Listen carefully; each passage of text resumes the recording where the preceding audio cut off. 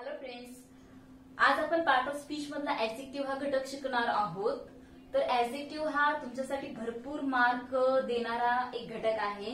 जर तुम्ही 5वी 6वी 7वी आणि 8वीचे विद्यार्थी असाल तर तुमच्या परीक्षेमध्ये हा घटक जवळपास क्लासिफाय द वर्ड्स म्हणजेच नाउन, प्रोनाउन, ऍडजेक्टिव्ह आणि वर्ब याच्यामध्ये शब्दांचं वर्गीकरण करा म्हणून 2 मार्कासाठी विचारला जातो. तसेच पॅसेज मध्ये देखील तुम्हाला पॅसेज मधले ऍडजेक्टिव्ह शोधून लिहा किंवा अंडरलाईन करा याच्यासाठी 1 मार्कासाठी विचारलं जातं किंवा एखाद्या ग्रामर मध्ये देखील हे विचारलं जातं. आणि 9वी 10वीच्या विद्यार्थ्यांसाठी तर हा तुम्हाला बोनस मार्क्स देणारा टॉपिक आहे.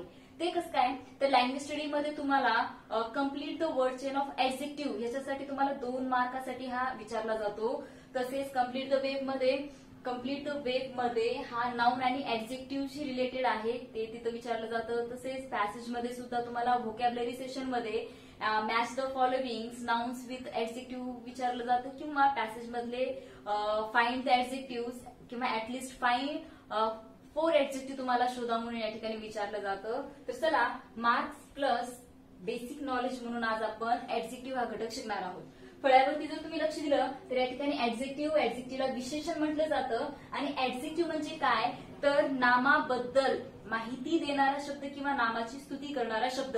म्हणजे ऍडजेक्टिव्ह म्हणल्याबरोबर त्याच्या नंतर लगेच तुम्हाला नाव दिसायला पाहिजे आणि त्या नावाची इन्फॉर्मेशन हा देत असतो. ठीक आहे. आता ऍडजेक्टिव्हचे टोटल 10 प्रकार आहेत. आता 10 प्रकार तुम्ही कसं लक्षात ठेवणार तर हे देखील आपण शॉर्ट टेक्निकली परमनंटली लक्षात ठेवूयात. तर थोडंसं तुम्ही इकडे या. इकडे आल्यानंतर तुम्हाला दिसेल की या ठिकाणी मी एका शॉर्ट टेक्निकली थ्रो ऍडजेक्टिव्ह सांगितलेले आहेत.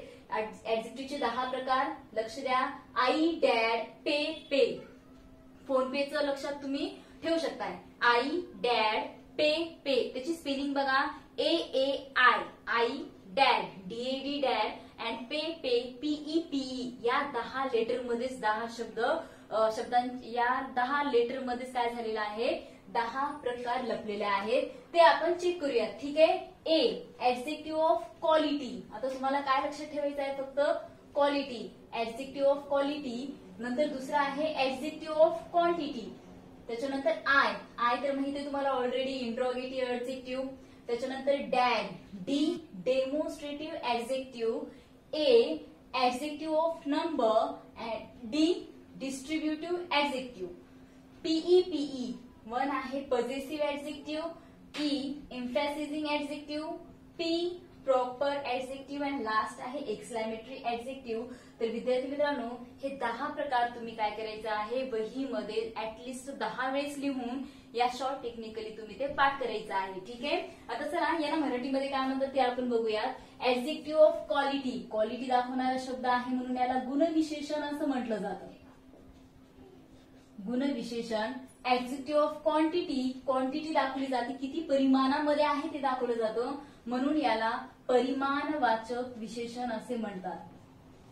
ठीक आहे. परिमाणवाचक विशेषण. इंट्रोगेटिव्ह हे तर ऑलरेडी माहित आहे तुम्हाला. प्रश्नार्थक विशेषण म्हटलं जातं. त्याच्यानंतर डेमॉन्स्ट्रेटिव्ह ऍडजेक्टिव्ह म्हणजे दर्शवणारे आहेत. दर्शक विशेषण.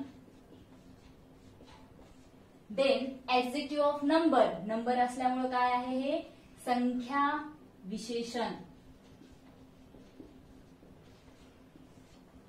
डिस्ट्रीब्युटिव्ह विभाजन आहे म्हणून विभाजक विशेषण. पॉझेसिव्ह ऍडजेक्टिव्ह स्वामित्व दर्शक. मराठीतलं तेवढं लक्ष ठेवायची गरज नाही पण शॉर्ट टेक्निकली आपल्याला ऍटलीस्ट ऍडजेक्टिव्हचे प्रकार तरी माहित पाहिजेत. एम्फॅसिझिंग म्हणजे जोरदर्शक विशेषण जे खूप जोर देतात नामावरती. प्रॉपर व्यक्तिवाचक विशेषण.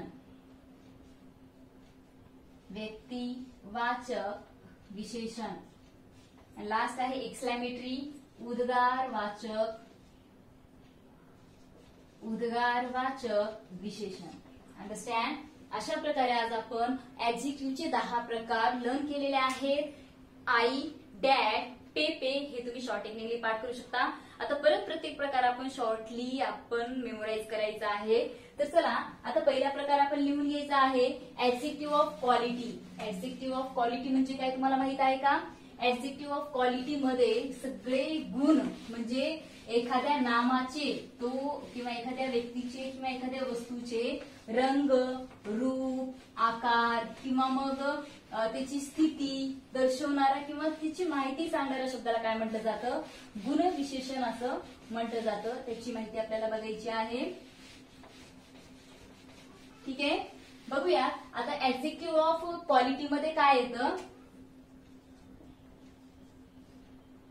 ऍडजेक्टिव्ह ऑफ क्वालिटी हा शब्द आपल्याला बघायचा, याचा प्रकार बघायचा आहे. तर तुम्ही आता कोणतंही नाउन कन्सिडर करा आणि त्याचे गुण सांगा, दोष सांगा, काही सांगा. तर बघा या ठिकाणी तुम्ही काही सांगू शकताय, हुशार, क्लेवर, डल, अगली, ब्युटिफुल, स्मार्ट, त्याची स्थिती, श्रीमंत आहे तर रिच, गरीब आहे तर पुअर, त्याचं साईज बिग आहे, स्मॉल आहे, किंवा रंग ब्लॅक आहे तर व्हाईट आहे. अशा प्रकारे बघा जवळपास ऍडजेक्टिव्ह क्वालिटी मध्ये रंग सांगू शकताय, रूप सांगू शकताय, आकार सांगू शकताय किंवा गुण दोष सांगू शकताय. तर हे काय झालेले आहेत मग ऍडजेक्टिव्ह ऑफ क्वालिटी. म्हणजे या ठिकाणी बघा क्लेवर बॉय, बॉय बद्दलची माहिती सांगतोय, डल गर्ल, गर्ल बद्दलची माहिती सांगतोय किंवा ब्युटिफुल फ्लावर, फ्लावर बद्दलची माहिती सांगतोय. तर आय होप की ऍडजेक्टिव्ह ऑफ क्वालिटी तुम्हाला समजला असेल. आता दुसरा प्रकार आहे बघा या ठिकाणी एज. तर दुसरं काय घेईन मी या ठिकाणी आता adjective of quantity. Adjective of quantity म्हणजे काय नीट बघा. क्वांटिटी म्हणजे न मोजता येणारी संख्या. ठीक आहे, तर या ठिकाणी जे विशेषण न मोजता येणाऱ्या संख्येबद्दल माहिती सांगतोय त्याला काय म्हणायचं आहे, ऍडजेक्टिव्ह ऑफ क्वांटिटी. आता हे कोणकोणते आहेत न मोजता येणारे बघा. सम, मला काही पाहिजे, 1 2 3 हे सांगता येत नाही. त्याच्यानंतर लिटल, खूप थोडंसं पाहिजे, पुरेसं, सफिशियंट,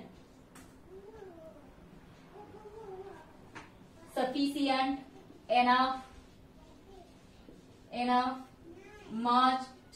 मच, मोर, हे असे बरेच शब्द या ठिकाणी येऊ शकतात. आता याचं उदाहरण जर म्हटलं तर बघा ऍडजेक्टिव्ह ऑफ क्वांटिटी. तर बघा I have more money. I have more money या वाक्यामध्ये मनी हे नाउन आहे आणि या मनी बद्दल माहिती देणारा शब्द मोर हा न मोजता येणारा आहे. म्हणजे काय आहे, ऍडजेक्टिव्ह ऑफ क्वांटिटी. त्याच्यानंतर बघा she has little intelligent.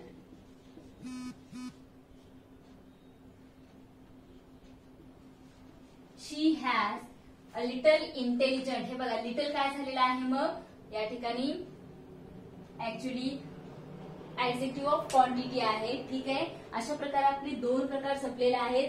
Adjective of quality, quality दाखवणारे आहेत. ऍडजेक्टिव्ह ऑफ क्वांटिटी, न मोजता येणारी संख्या, याचं वर्णन या ठिकाणी केलेलं आहे. इंट्रोगेटिव्ह ऍडजेक्टिव्ह म्हणजे या आयचं एक्सप्लेनेशन आपल्याला द्यायचं आहे. तर तिसरा प्रकार मी या ठिकाणी लिहत आहे. Interrogative adjective. ठीक आहे, इंट्रोगेटिव्ह ऍडजेक्टिव्ह म्हणजे या ठिकाणी तुम्ही प्रश्नार्थक गुणविशेषण. तर आता प्रश्नार्थक गुणविशेषण म्हणजे काय की ज्या प्रश्नार्थक शब्दाचा वापर प्रश्न विचारण्यासाठी केला जातो. म्हणजे नामाचा प्रश्नार्थक माहिती देणाऱ्या शब्दाला काय म्हटलं जातं, प्रश्नार्थक गुणविशेषण म्हटलं जातं. या ठिकाणी 2 ते 3 आहेत बघा. व्हॉट, विच अँड हुज हे काय आहेत, प्रश्नार्थक विशेषण आहेत. आता याचा वापर कसा केला जातो ते आपण बघूयात. Suppose what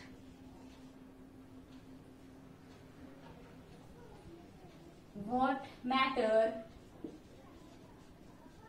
happen here. या वाक्यामध्ये बघा मॅटर नाउन आहे आणि नाउन बद्दल माहिती देणारा शब्द काय आहे, व्हॉट आहे आणि या ठिकाणी क्वेश्चन मार्क आहे म्हणून व्हॉट काय झालेला आहे, इंट्रोगेटिव्ह ऍडजेक्टिव्ह. दुसरा प्रकार आपण बघूयात. आता या ठिकाणी दुसरा प्रश्न बघूयात. Which book do you like. तुला कोणतं पुस्तक आवडतं हे बघा, बुक नाउन आहे आणि या नाउन बद्दल माहिती देणारा प्रश्नार्थक ऍडजेक्टिव्ह आहे विच किंवा whose pen is this. Whose pen is this याच्यामध्ये पेन या नाउन बद्दल माहिती देणारा शब्द आहे हुज. म्हणजे विद्यार्थी मित्रांनो, अशा प्रकारे नाउन बद्दल माहिती देणारा जर शब्द प्रश्न दाखवणारा असेल तर डेफिनेटली त्याला काय म्हणायचं आहे, इंट्रोगेटिव्ह ऍडजेक्टिव्ह म्हणायचं आहे. म्हणजे अशा प्रकारे आपलं आई डॅड पेपी पैकी AAI adjective of quality, adjective of quantity आणि इंट्रोगेटिव्ह ऍडजेक्टिव्ह आपलं संपलेला आहे. आता चौथा प्रकार आपण लक्ष देऊया, डी. आता डी म्हणजे आपण काय लिहून दिलेला आहे, डेमॉन्स्ट्रेटिव्ह ऍडजेक्टिव्ह. ठीक आहे, डेमॉन्स्ट्रेटिव्ह ऍडजेक्टिव्ह बद्दल माहिती घेणार आहोत आपण. आता लिहून घ्यायचं आहे डेमॉन्स्ट्रेटिव्ह ऍडजेक्टिव्ह. चौथा प्रकार आहे डेमॉन्स्ट्रेटिव्ह ऍडजेक्टिव्ह. डेमॉन्स्ट्रेटिव्ह ऍडजेक्टिव्ह यालाच काय म्हटलं जातं, दर्शक विशेषण असं म्हटलं जातं. दर्शक विशेषण असं म्हटलं जातं. तर डेमॉन्स्ट्रेटिव्ह 4 आहेत बघा, दिस, दॅट, दिस, दोज. ओके, हे 4 डेमॉन्स्ट्रेटिव्ह आहेत, दर्शक आहेत. म्हणजे काय, तर व्यक्ती किंवा वस्तू यांचा निर्देश करण्यासाठी ज्यावेळेस विशेषणाचा वापर केला जातो त्याला काय म्हटलं जातं, दर्शक विशेषण म्हटलं जातं. तर बघूया, दिस bag is mine. That girl was crying. किंवा these flowers are colorful. Or those boys were playing.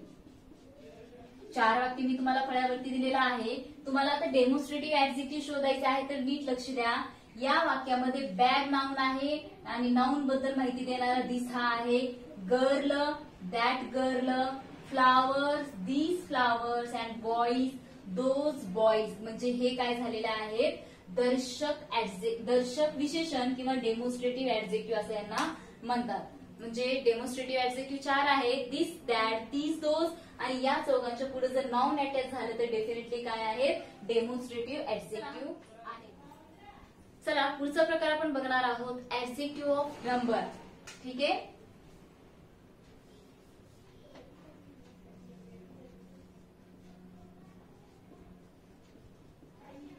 याच्यापैकी आपलं ऍडजेक्टिव्ह ऑफ नंबर चालू आहे. Adjective of number. Adjective of number म्हणजे काय, संख्या विशेषण.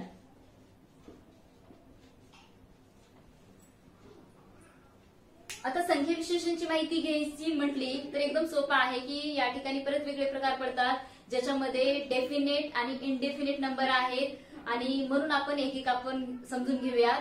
पहिला आहे संख्या दाखवणारे शब्द ज्याला कार्डिनल असे म्हटले जातं. 1 2 3 4 5 म्हणून हे मी याच्यामध्ये ऍड करेन. 1 2 3 4 असे शब्द कशामध्ये येतात, ऍडजेक्टिव्ह ऑफ नंबर मध्ये.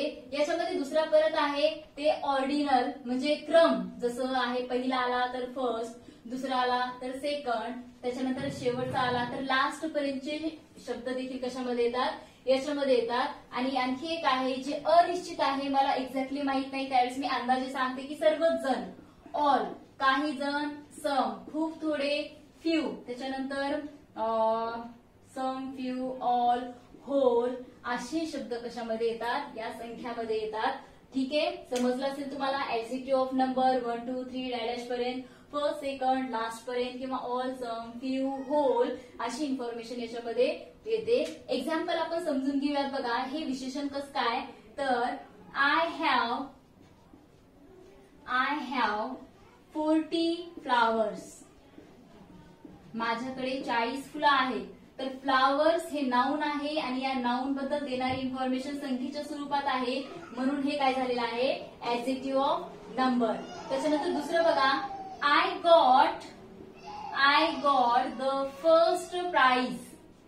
I got the first prize. तर प्राइज हे नाऊन आहे आणि याच्याबद्दल इन्फॉर्मेशन देणारा शब्द काय आहे, फर्स्ट. तर ठीक आहे, तुम्हाला ऍडजेक्टिव्ह ऑफ नंबर या ठिकाणी समजलं असेल. तर हे आपलं झालेलं आहे. पुढचा प्रकार तुम्हाला दिसतोय तो म्हणजे डी. आता डी म्हणजे काय तर तुम्ही तुमच्या लिस्ट मध्ये चेक केला तर पुढचा प्रकार आहे डेमॉन्स्ट्रेटिव्ह ऍडजेक्टिव्ह. Demonstrative adjective. विद्यार्थी मित्रांनो, डेमॉन्स्ट्रेटिव्ह ऍडजेक्टिव्ह म्हणजे काय माहितीये का, दर्शक विशेषण. दर्शक विशेषण असं याला म्हटलं जातं. तर डेमॉन्स्ट्रेटिव्ह मध्ये चारच आहेत, this, that, these and those. Okay, this, that, these, those हे चार ऍडजेक्टिव्ह आहेत. ऍडजेक्टिव्ह का तर हे चौघही एका विशिष्ट नामाबद्दल माहिती देतात. ते आपण बघूयात. हे पुस्तक माझं आहे, दिस बुक इज माइन. हे बघा, या वाक्यामध्ये पुस्तकाबद्दल इन्फॉर्मेशन देणारा शब्द कोणता आहे, दिस आहे. आता दॅट कॅट वॉज ब्युटिफुल. ती कॅट खूप सुंदर होती. तर बघा, कॅट बद्दलचा इन्फॉर्मेशन देणारा शब्द, दर्शवणारा शब्द दॅट आहे. त्याच्यानंतर दीज गर्ल्स आर नॉटी. ठीक आहे, गर्ल्स बद्दल इन्फॉर्मेशन देणारा शब्द आहे दीज आणि दोज बॉईज वेअर प्लेइंग. तर या चार वाक्यामध्ये तुम्हाला समजलं असेल की या नाउन्सच्या बद्दल दर्शवणारे जे काही शब्द आहेत ते ऍडजेक्टिव्ह मध्ये येतात आणि ते दिस, दॅट, दीज, दोज हे आहेत. तर आय होप की तुम्हाला डेमॉन्स्ट्रेटिव्ह ऍडजेक्टिव्ह समजलं असेल. ठीक आहे, आता पुढच्या प्रकाराकडे आपल्याला वळायचं आहे. तो म्हणजे कोणता आहे, हे डी आपलं झालेलं आहे पी. तर पी नुसार तुमच्या लिस्ट मध्ये शोधा बरं पीचं कोणतं ऍडजेक्टिव्ह आता आपल्याला घ्यायचंय. तर ठीक आहे, पी पासून सुरू होणारा ऍडजेक्टिव्ह आहे पॉझेसिव्ह ऍडजेक्टिव्ह. हे देखील तुम्हाला ऑलरेडी माहित आहे. थोडंसं इन्फॉर्मेशन घेऊन आपण ते शिकून घेऊया. पुढचा प्रकार आहे पॉझेसिव्ह ऍडजेक्टिव्ह.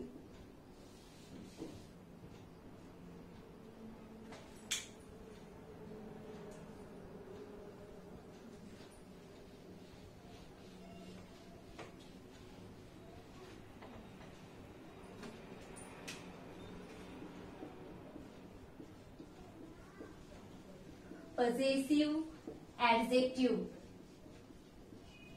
पॉझेसिव्ह ऍडजेक्टिव्ह म्हणजे काय माहितीये का तुम्हाला, स्वामित्व दर्शक विशेषण. ज्याच्यामध्ये ऑलरेडी तुम्हाला प्रोनाउन मध्ये सुद्धा पाठ झालेले आहेत. ते आता लगेच पाठ करून घ्यायचे. पॉझेसिव्ह ऍडजेक्टिव्ह कोणकोणते आहेत, माय, आवर, युअर, हर, हिज, त्याच्यानंतर इट्स अँड देअर. हे काय झालेले आहेत, पॉझेसिव्ह ऍडजेक्टिव्ह आहेत. तर यांच्या समोर एखादं नाउन ऍड करून जर वाक्य बनवलं तर याचा वापर आपण करू शकतो. उदाहरणासाठी एक दोन वाक्य घेते बघा. माय स्कूल इज व्हेरी ओल्ड. बघा, शाळा नाउन आहे. शाळेबद्दल इन्फॉर्मेशन देणारा शब्द काय आहे, माय. किंवा आता घ्या, हर कार वॉज न्यू. या वाक्यामध्ये पण बघा हर आलेला आहे आणि हरचं नाउन कोणतं आहे, कार. म्हणजे या वाक्यामध्ये स्कूल आणि कार यांच्याबद्दल इन्फॉर्मेशन किंवा मालिकी दर्शवणारे शब्द कोणते आहेत, हे पॉझेसिव्ह ऍडजेक्टिव्ह आहेत. अशा प्रकारे वरचे ऍडजेक्टिव्ह तुम्ही पाठ करून घ्या आणि याची वाक्य तुम्ही आणखी बनवू शकता. ठीक आहे, आपलं डी झालेलं आहे, पी झालेला आहे. आता ई बघूयात. पुढचा प्रकार आहे ई पासूनचा. लिस्ट मध्ये चेक करा. एम्फॅसिझिंग ऍडजेक्टिव्ह. एम्फॅसिझिंग ऍडजेक्टिव्ह यालाच काय म्हटलं जातं, जोरदर्शक विशेषण. जोरदर्शक विशेषण असं म्हटलं जातं. तर ठीक आहे, ज्या नामाबद्दल माहिती देणारा शब्द जो आहे तो खूप जोर देऊन त्या नामाची माहिती सांगत असेल तर त्याला काय म्हटलं जातं, जोरदर्शक. तर याचे फक्त दोन आहेत. एक म्हणजे ओन आणि दुसरा आहे व्हेरी. ठीक आहे, I saw a snake with my on eyes. हे बघा, या वाक्यामध्ये नीट बघा. मी माझ्या स्वतःच्या डोळ्यानं तो साप बघितला होता. ठीक आहे, आईज बद्दल माहिती देणारा शब्द काय आहे, ओन. आणि व्हेरी म्हणजे बघा I have the very shirt in the shop. त्या दुकानातला तोच शर्ट मला पाहिजे आहे. शर्ट बद्दल इन्फॉर्मेशन देणारा शब्द काय आहे? व्हेरी आहे. तर विद्यार्थी मित्रांनो, आईज आणि व्हेरी काय आहे? हे इम्फॅसिझिंग ऍडजेक्टिव्ह आहे. म्हणजे इम्फॅसिझिंग हे आपलं झालेलं आहे. आता पुढचा प्रकार कोणता आहे? पी पासूनचा पॉझिटिव्ह तर झालेला आहे. आता तुमच्या लिस्टमध्ये शोधा. पी पासूनचा पुढचा प्रकार आहे प्रॉपर ऍडजेक्टिव्ह आणि एकदम सोपा प्रकार आहे हा. प्रॉपर ऍडजेक्टिव्ह म्हणजे काय? तर व्यक्तिविशेषण आहे.